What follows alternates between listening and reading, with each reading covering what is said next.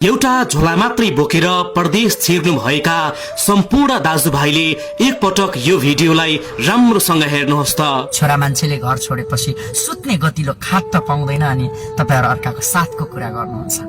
छोरा मान्छे त रुनु हुँदैन नि, छोरा मान्छे रुयो भने त नामर्द हुन्छ, कायर हुन्छ। कयौं छोरा मान्छे म जस्तै पनि त होला, जो कसैले सुन्छ कि कसैले देख्छ कि भनेर टोयलेटको भित्र गएर ठूलो धारा खोलेर रहन्छन्। आजसम्म कुनै पनि छोरी मान्छेलाई हार्ट एट्याक आयो भन्ने सुन्नु भएको छ? अक्सर छोरा मान्छेलाई नै हार्ट एट्याक आउने गर्छ। अति भएपछि नहुनेले त महिला छोडेर मदानीसँग तासिन्छ, झन् हामी त छोरा मान्छे हो। कहिलेकाहीँ हामीसँग मिसअन्डरस्ट्यान्डिङ भयो भनेर कहिले पनि बाटो नफेर्नुहोस्। यदि तपाईको अगाडि कोही छोरा मान्छे हुन्छ भने सोच्नुहोस्, त्यसले तपाईलाई आफूभन्दा पनि धेरै चाहेको हुन्छ। Thank you.